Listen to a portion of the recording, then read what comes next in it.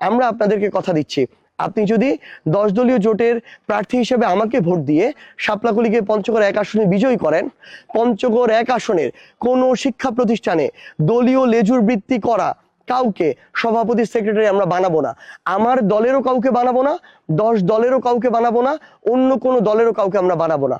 ওই শিক্ষা প্রতিষ্ঠান বা ওই এলাকার সংশ্লিষ্ট সবচেয়ে যেই মানুষটা যোগ্য, যেই মানুষটা শিক্ষা সম্পর্কে বুঝে, শিক্ষার মান সম্পর্কে বুঝে, নিজের ওই শিক্ষাগত যোগ্যতাটুকু আছে, সকলের কাছে গ্রহণযোগ্য, ওই ধরনের আমরা একজন অরাজনৈতিক শিক্ষানুরাগী মানুষকে ওই শিক্ষা প্রতিষ্ঠানের ম্যানেজিং কমিটির দায়িত্বটি দিতে চাইব।